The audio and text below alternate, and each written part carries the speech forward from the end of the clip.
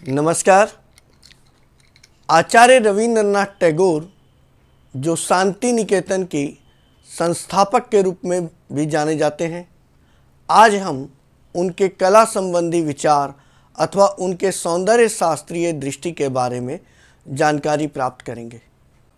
जिन लोगों ने हमारे चैनल को सब्सक्राइब नहीं किया है, अवश्य कर लें, क्योंकि आपका साथ ही हमारी ताकत है। गुरुदेव रविंद्रनाथ टैगोर का जन्म 7 मई 1861 ईस्वी को कोलकाता में हुआ था और इनकी मृत्यु 7 अगस्त 1941 को हुई। रविंद्रनाथ टैगोर एक कवि, उपन्यासकार, नाटककार, चित्रकार और दार्शनिक थे। बहुप्रतिभा के धनी थे। एशिया के प्रथम व्यक्ति के रूप में उस समय इन्हें हम जानते हैं जिन्हें नोबेल पुरस्कार से सम्मानित किया गया था। रविंद्रनाथ टैगोर अपने माता पिता की 13वीं संतान थे। बचपन में उन्हें प्यार से रवि कहकर बुलाया जाता था। 8 वर्ष की उम्र में उन्होंने अपनी पहली कविता लिखी। 16 साल की उम्र में उन्होंने कहानियाँ और नाटक लिखना शुरू कर दिया था। और आप सब जानते हैं, गीत काव्य करते करते उन्होंने जीवन में लगभग 1000 कविताएं, 8 उपन्यास, 8 कहानी संग्रह और विभिन्न विषयों पर अनेक लेख लिखे। इतना ही नहीं, रविंद्रनाथ टैगोर संगीत प्रेमी थे। उन्होंने अपने जीवन में 2000 से अधिक गीतों की रचना की, जिनमें से उनके द्वारा लिखे गए 2 गीत भारत और बांग्लादेश यानी 2 देशों के राष्ट्रगान के रूप में गाए जाते हैं। रविंद्रनाथ टैगोर के कला सौंदर्य से संबंधित विचार उनके द्वारा लिखित पुस्तकों में वर्णित है। गीतांजलि प्रमुख पुस्तक काव्य संग्रह है, जिस पर उन्हें नोबेल पुरस्कार भी प्राप्त हुआ। इसके अलावा 4 भागों में लिखी गई गीत वितान, जिसमें आत्मा, परमात्मा, प्रकृति, ऋतु गीत इत्यादि के रूप में वर्णन मिलता है। इस सब संदर्भ में उनकी सौंदर्य दृष्टि की झलक हमें प्राप्त होती है। एक अन्य छोटी सी किताब है व्हाट इज़ आर्ट, उन्हीं के द्वारा लिखी गई, जिसमें इनके सौंदर्य संबंधी विचार संग्रहित किए गए हैं। R.A. अग्रवाल विद्वान की पुस्तक aesthetic consciousness of R.N. Tagore में भी रविंद्रनाथ के विचारों का संग्रह किया गया है। कलागुरु श्री अवनींद्रनाथ टैगोर ने अपनी पुस्तक वागेश्वरी शिल्प प्रबंधावली में भी रविंद्रनाथ टैगोर के विचारों का उल्लेख किया है। रविंद्रनाथ टैगोर प्रकृति से निकट संबंधों के फलस्वरूप उपजे हुए विचार को ही सौंदर्य चेतना का मूल मानते हैं। इनके मानवीय भाव इनकी कहानियों के पात्रों के द्वारा भी अभिव्यक्त हुए हैं और इन सब के पीछे इनका प्रकृति के प्रति प्रेम और मानव के प्रति प्रेम जो है वो इसकी प्रेरणा रही है, वही इसकी मूल रही है। रविंद्रनाथ टैगोर के अनुसार कला और कलाकार से संबंधित जो मुख्य बातें हैं उसे मैं बता रहा हूँ, वो आप जानें। प्रथम है, उनके अनुसार कला स्वानुभूति की चीज़ है। कला स्वानुभूति की चीज़ है, यह व्यक्तिगत गुणों पर आश्रित होते हैं। दूसरा, इन्होंने जो विचार व्यक्त किया, कला सौंदर्य की अनुभूति कराती है, यानी कला सौंदर्य की अनुभूति कराती है। तीसरा, जो सौंदर्य के पुजारी हैं, जो रसिक हैं, उनको जो रसानुभूति होती है वही कला में प्रकट होती है।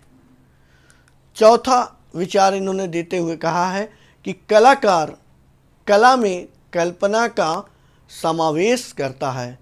रविंद्रनाथ का दृष्टिकोण पूर्णतः मानवतावादी रहा है। गुरुदेव ने जीवन के अंतिम दिनों में चित्र बनाना शुरू किया था। इन्होंने कहा था कि मेरी जिंदगी की शाम रंग भरी हो जाए। इसमें युग का संशय, मोह, क्लांति और निराशा के स्वर प्रकट हुए हैं। मनुष्य और ईश्वर के बीच जो चिरस्थायी संपर्क हैं, उनकी रचनाओं में वह अलग अलग रूपों में उभर कर सामने आता है।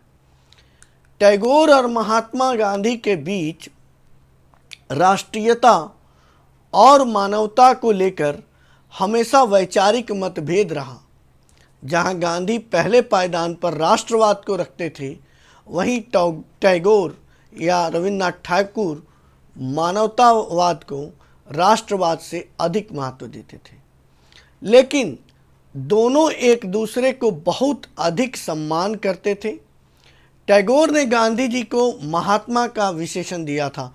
अक्सर ये प्रश्न परीक्षाओं में पूछे जाते हैं कि महात्मा गांधी को महात्मा टाइटल, महात्मा शीर्षक, महात्मा उपाधि किसके द्वारा दी गई थी?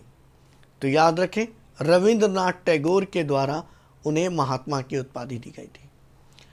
रविंद्रनाथ टैगोर के अपने आवास में पूर्व दिशा की तरफ एक कमल सरोवर हुआ करता था। इस कमल सरोवर के किनारे बैठकर वे प्रातः काल में सूर्योदय का दर्शन करते थे। भगवान सूर्य के उदय के साथ साथ उस समय जो आकाश में जो परिवर्तन होते थे, जो प्राकृतिक सौंदर्य का अनुभव होता था, उसे वो अनुभव करते थे। उसके प्रभाव के सौंदर्यात्मक रूप को अनुभव करते थे और कला में वे ब्रह्म के स्वरूप का दर्शन करते थे। उनकी कविताओं में नदी और बादल की अटखेलियों से लेकर अध्यात्मवाद तक के विभिन्न विषयों को बखूबी उकेरा गया है। यद्यपि सभी रचनाएं इनकी बांग्ला भाषा में हैं, कुछ एक बाद में विद्वानों ने अनुवाद भी करी है। परम ब्रह्म के रूप में अगोचर जिसने पूर्ण रचना की है तथा स्वयं फॉर्मलेस है यानी अरूप है, वह विभिन्न प्राकृतिक रूपों की रचना करती है। उसकी अनुभूति कला में प्रकृति के प्रेम से ही संभव है। वे कहते हैं, खोल द्वार खोल लागलो जी डोल। हवा के झोंके के साथ झूलने से उनका तात्पर्य प्रकृति के स्पंदित झनकार से वाकिफ होने के लिए हृदय के द्वार खोलने की बात इन्होंने कही है और प्रकृति को निष्काम भाव से देखने के लिए इन्होंने प्रेरित किया है। ओस के कण जो प्रातःकाल घास पर दिख रहे हैं, मोतियों की झिलमिलाहट के समान इनका सौंदर्य दिखाई देता है। इसे देखने के लिए मन की शुद्धता को इन्होंने प्रमुखता दिया है। कहते हैं, रूप सागरे धूप दिए छे, रूप सागरे धूप दिए छे, अरूप रतन आशा कोरे। यह पंक्ति गीतांजलि पुस्तक से उद्धृत है, जिसका अर्थ है रूप के अंदर अरूप ब्रह्म तो देखना चाहते हैं, रूप को भी नहीं छोड़ना चाहते। रूप रूपी सागर में यानी अनंत में हम विलीन हो जाना चाहते हैं। इस पंक्ति में रूप शब्द का दार्शनिक अर्थ कवि महोदय ने दिया है। रूप अरूप में परिवर्तित होना चाहता है, जिसे एब्स्ट्रैक्ट ऑन आइडिया भी माना गया है। रविन्द्रनाथ टैगोर कहते हैं, अरूप ब्रह्म ही रूप में परिवर्तित हुआ है, जो फॉर्मलेस है वही फॉर्म में परिवर्तित हुआ है, क्योंकि जिससे जो चीज़ उत्पन्न हुई है, जिससे जो चीज़ उत्पन्न हुई है वह उससे अलग कैसे हो सकती है। हमारी नश्वर आँखें रूप को एक सीमा तक देख सकती है, इसकी अनंत सृष्टि को हम नहीं देख पाते हैं। अनंत की रसानुभूति व्यक्ति को सरस सहज रूप में प्राप्त होती है। रविन्द्रनाथ टैगोर की रचनाओं में ऋतु वर्णन, वायु का वर्णन, वृक्षों का वर्णन, लताओं का वर्णन बहुत ही सौंदर्यात्मक रूप में हुआ है, भावात्मक रूप में हुआ है। रविन्द्रनाथ के कला संबंधी विचार आप कहें तो उपनिषद के समान हैं, उपनिषद के अनुसार हैं, जिसे उन्होंने नए दृष्टिकोण से प्रस्तुत किया है। कला के किसी भी रूप में फॉर्म यानी रूप रहते ही हैं। इनमें अमूर्त विचार को वे प्रमुखता देते हैं, फॉर्मलेस को फॉर्म में लाने की बात करते हैं, रूप और अरूप को एक दूसरे के मुखापेक्षी मानते हैं। प्रकृति के साथ देखे गए रूप के रंग सौंदर्य को छंद या लय इत्यादि उपनिषदों व वेदों के सार तत्व के रूप में गीता ग्रंथ में भी वर्णित है, जहाँ सभी कुछ सार तत्व के रूप में प्रकट होते हैं। अति सुंदर के लिए श्री संपन्न शब्द का प्रयोग हमारे पौराणिक साहित्यों में मिलता है। चित्रकार के रूप में कवि रविन्द्रनाथ टैगोर ने वस्तु में निहित अमूर्त सौंदर्य का अपनी कला में सृजन किया है। कहीं कहीं मूर्त वस्तु को भी अमूर्त रूप में चित्रित कर अपनी सुदृढ़ कला अभिव्यक्ति का परिचय दिया है। टैगोर ने अपने चिंतन में अमूर्त सौंदर्य चिंतन को, प्रकृति की काव्यमयता को रहस्यमयता के साथ शाब्दिक अर्थ तो दिया ही है, साथ ही चित्रों में स्वच्छंद रेखाओं और रंगों द्वारा रूप देकर लयात्मकता और काव्यमयता का बोध कराया है। रचना प्रक्रिया को अधिक सुलभ करते हुए इन्होंने इसके जो स्टेप बताए हैं, चरण बताए हैं कि दृश्य अनुभव, व्यक्ति का जो दृश्य अनुभव होता है वो पहले होता है। दृश्य अनुभव के साथ कल्पना जुड़ती है, जिसमें उसकी अंतः प्रेरणा या प्रेरणा काम करती है, फिर व्यक्ति अनुकरण करता है और अंततः अभिव्यक्तकरण ही होता है, जो रचना प्रक्रिया के सिद्धांत हैं। यानी एक बार फिर से मैं बता दूं आपको, पहला स्टेप है दृश्य अनुभव, उसके बाद है कल्पना, तदुपरांत प्रेरणा, फिर अनुकरण और अंततः अभिव्यक्तिकरण। ये उनके द्वारा बताए गए रचना प्रक्रिया के सिद्धांत हैं। ऋग्वेद में प्रकृति के सुंदर रूप को सुंदर नारी के रूप में देखा गया है। वैसे ही रविन्द्रनाथ योगी के रूप में प्रकृति के सार तत्व को आत्मसात करने के लिए हृदय के द्वार खोलने के लिए कहते हैं। इसके लिए वे हृदय ग्राही क्षमता की बात करते हैं।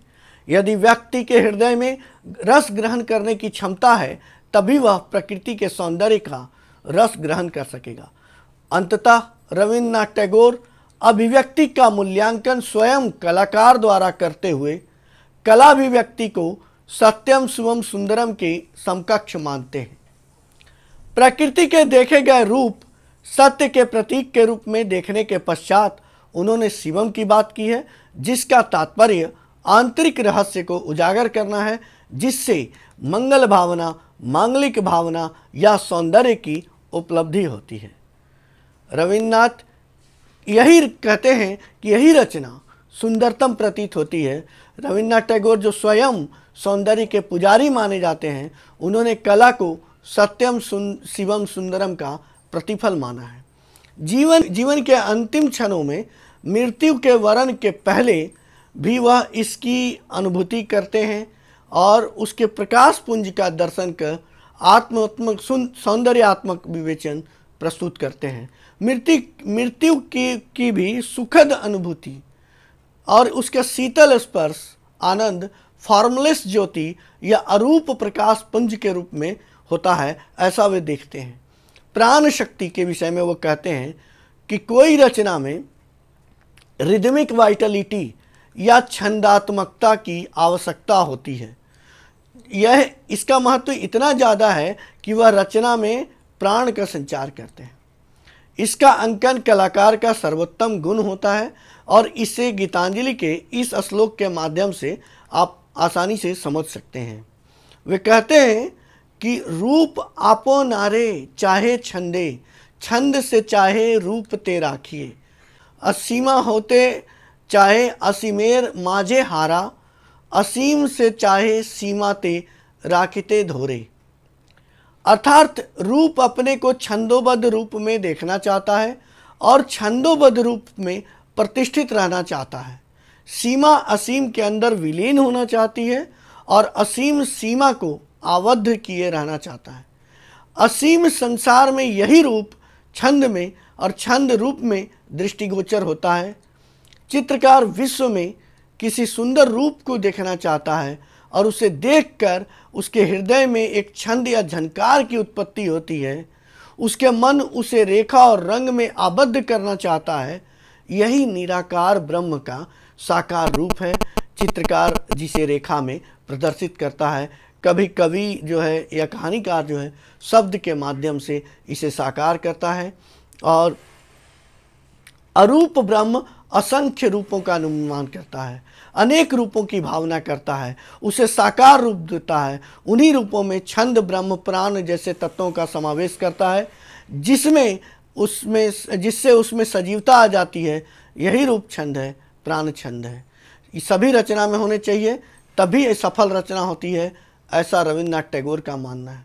उदाहरण स्वरूप अजंता के चित्र, मूर्ति, गुप्तकालीन मूर्तियां, माइकलएंजेलो की पिएटा आदि शिल्प आप देख सकते हैं, जिनमें सुंदरतम अभिव्यक्ति हुई है। रविन्द्रनाथ टैगोर ने चित्रकारों एवं कलाकारों की कला यात्रा के संदर्भ में उल्लेख किया है कि जिस नदी में धार कम होती है वहाँ सिवार के व्यूह जमा हो जाते हैं, उसके आगे का पथ अवरुद्ध हो जाता है। आज ऐसे बहुत से शिल्पी व साहित्यिक हैं जो अपने अभ्यास और मुद्रा भंगिमा के द्वारा अपनी अचल सीमा बना लेते हैं। उनके काम में प्रशंसा के गुण हो सकते हैं, मगर वे मोड़ नहीं घूमते, आगे नहीं बढ़ना चाहते, निरंतर अपने ही अनुकृति स्वयं करते हैं, अपने ही कार्यों की नकल करते रहते हैं, अपने ही किए गए कार्यों की निरंतर चोरी करते रहते हैं। यथार्थ सृजन कभी भी पीटे पिटाए रास्ते पर नहीं चलता, प्रलय शक्ति निरंतर उसके लिए रास्ता बनाती है। अतः कलाकार को हमेशा आगे बढ़ता रहना चाहिए और इस बात को नंदलाल बोस ने भी स्वीकार किया।